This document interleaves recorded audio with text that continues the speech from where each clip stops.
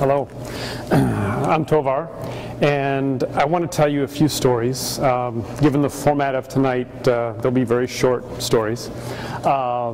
They come out of research that I did for my master's thesis at UMass recently, and I was interested in what I call adult onset hunters.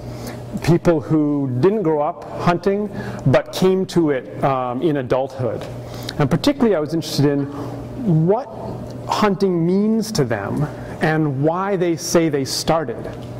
And I interviewed 24 people, mostly here in New England, some elsewhere, and then went through an analysis of those interviews. Out of that came several themes, and I want to touch on a couple of them here. One, they talked about a sense of sort of connection and belonging, sort of being part of a cycle of nature. They talked about a sense of engagement, either a reflective and meditative sense of engagement, but also sort of a heightened alertness and an intensity of engagement. They inevitably talked about what it was like to kill, which was very emotionally charged for many of them. The theme that I'd like to mostly tell you about is one that I call responsible living. And there was a young man, for instance, who grew up here in the Pioneer Valley, who grew up anti-hunting. His family was completely opposed to it. He was a vegetarian all his life. But he and his wife had changed their diet and were growing some of their own food and were taking that seriously. And he started to contemplate hunting as a way to extend his relationship to the land and to his food in a way that was ethical and ecologically sound in his view.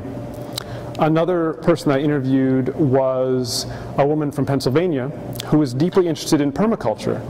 And she and her husband were growing a lot of their own food. They were raising their own chickens.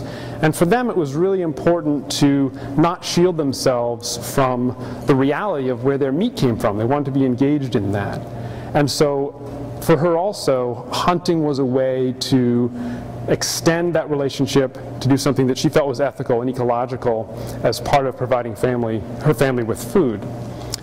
A third person I interviewed was a fellow who grew up in the suburbs and ended up in Vermont. He grew up thinking that hunters were either desperately poor and needed to hunt for food, or they were sport and trophy hunters. And he had no sense of anything beyond that. When he moved to Vermont, he was deeply uncomfortable with hunting, didn't want hunters on his land, didn't want to have anything to do with them. But over time started to realize that there was a deep cultural connection that a lot of these people had to the land. And he also realized that the deer that were eating his garden were part of the same local food system that he and his wife were part of. And he started to contemplate hunting as a possibility and eventually started. Part of it for him and for many of these hunters is this contrast between industrial food and good food. There's a deep distrust among some of these people, this fellow in Vermont in particular, of the industrial food system, and they really wanted healthy food. And they saw this as part of that system potentially.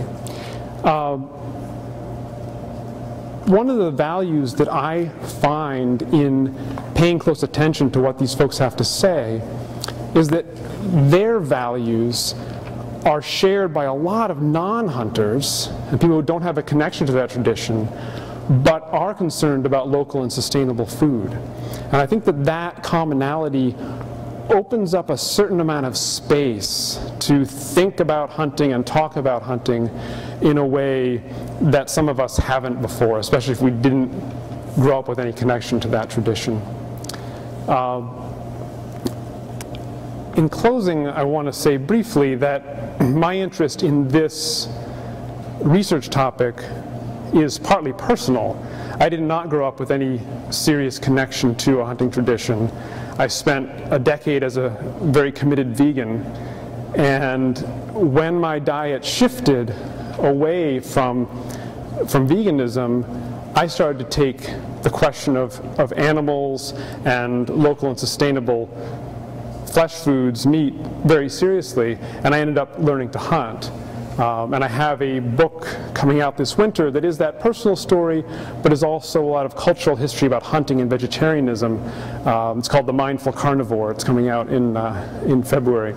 And there's a flyer on the table there that has some information both about the book and about some of these themes that I've mentioned from my research. Thank you.